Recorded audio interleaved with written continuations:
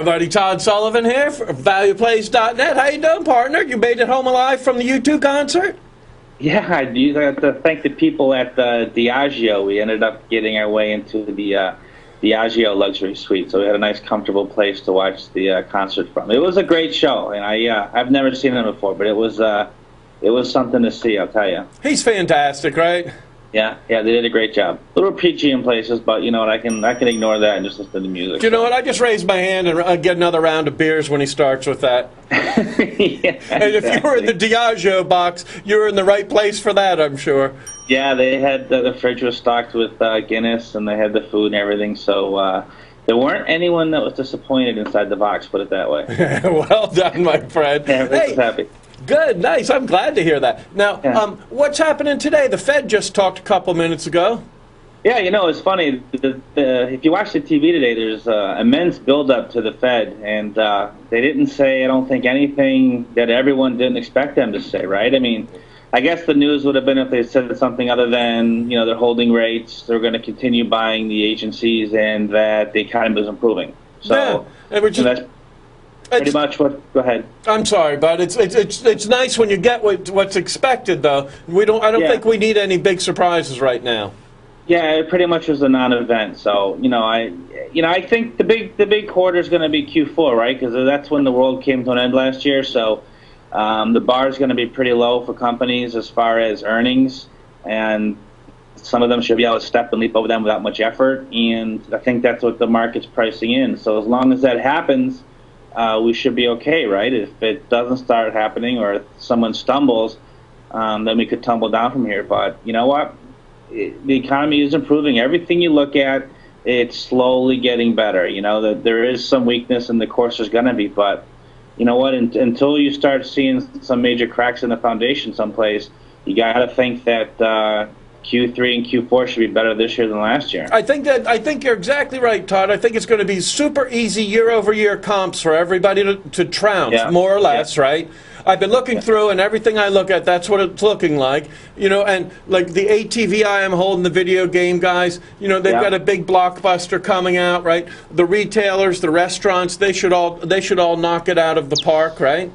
Yeah, I mean, you know, Q3 could be kind of sketchy because it was the end of that Lehman failed and everyone kind of went fetal for a couple weeks. So, Q3 might get some misses, you might get some surprises, but Q4 and especially Q1 next year, we should see some significant improvement in earnings. And, you know, let's not forget everyone, you know, threw everything they could in those quarters as far as write-downs and everything like that. So even just asset write-downs are bare bottom right now. So, if you put it this way, if you don't see some marked improvement, you're going to see some pretty big sell-offs because the market is, by every measure, somewhat expensive now, right? So that means that on the price side of the scenario, they've priced in improvement. So if the earnings side doesn't hold up its bargain. Yeah, if we don't get that, I think then it's going to be hell to pay quickly. We had Rich Gordon from Wells Fargo Securities this morning say that he thinks equities are getting overextended and people are starting to rotate into bonds a little bit and clip some coupons. Yeah.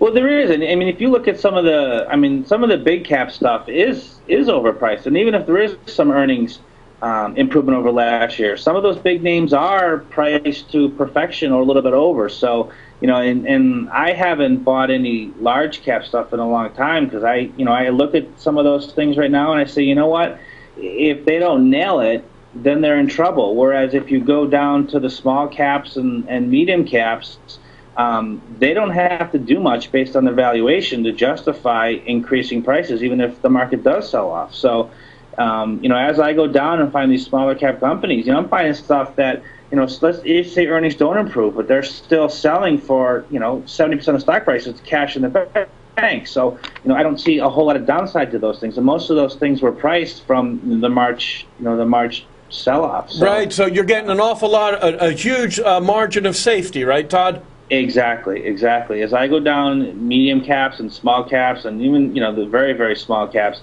the margin of safety in these things is huge. It's huge. So I'm not buying any of the big caps or the mega caps right now because I see, let's face it, if the Dow's at 10,000, that doesn't reflect anything happening in the lower end of the spectrum, just the big 30 stocks. So right. I think those suckers are priced. They're priced where they need to be on first earning expectations are a little bit above. So, I like the smaller names right now. I really like some of the smaller names. You got to dig a lot harder to find them. I mean, there's a lot. It's not as easy to find information you want to find, but there's some gems down there. Well, you're the best at it, my friend. You are the best. You're the best researcher that I've ever seen at finding these. I just want to be honest here. I have followed you, and I have made an awful lot of money from you. I'm looking forward to seeing you when you're down in town for the Value Investing Congress. Yeah, that's the big, for me, that's the big value investing event. I know a lot of people want to talk about Berkshire's annual meeting, but if we're all being honest, Warren's on TV so much and in the paper so much right now that nothing he says in Omaha anymore is new. Right. It used to be you'd hear from him once or twice a year, so there was a lot of what he says was original thought and original words, and it's not the case anymore. Not a week goes by where he's not in a magazine, a paper, or giving an interview somewhere. So for me, the Value Investing Congress in New York City is the event of the year for value investors, because you're going to have Ackman, Einhorn. I just saw Joe Greenblatt signed up. Julian Robertson's going to be there, and every one of these guys comes and presents an idea. So this isn't just theory and talk. Right. It's actually actionable. Here's their great idea. Yeah, here's my best idea right now. Here's what I got for you. Here's what I think, and then they go through a detailed presentation as far as why. So it's really exciting stuff, and it's great stuff. So and when is that, Todd? That's the 18th to 20th of October, right? Yeah, it's the 18th and 19th of October at the Marriott Marquis in Times Square in New York City. Hey, and for those who want to go, Jay over at Market Folly, he arranged a discounted rate through them. So if you go to marketfolly.com, Jay will be able to get you some discounted tickets to the event for those. I like him quite a bit. I think he has a great site too, by the way. Yeah, he does a good job. I mean, he follows the hedge funds and their portfolios, and he does a huge swath of them. I think he's a very valuable asset. Guys, marketfolly.com. Todd's right on the money, as usual. Todd pretty much got everything knocked out of the park except baseball. But you know what? It's nice because you'll be able to focus on the Value Investing Congress. Well, I was thinking maybe Gene will be playing in a Pro-Am down there. We could go check him out since his baseball season will be done. You bugger. Hey, thanks for jumping in today, my friend. Glad you had a good time at U2, and we'll talk to you soon. Thank you. Have a great one. Guys, Todd's best researcher that I've ever seen, and I've made an awful lot of money from him, and now you can read his research, see his actionable picks. It's the best thing that I've ever seen. And I wouldn't tell you that if I didn't heartily believe that, and he's at valueplays.net. Do yourself a favor and look over his site.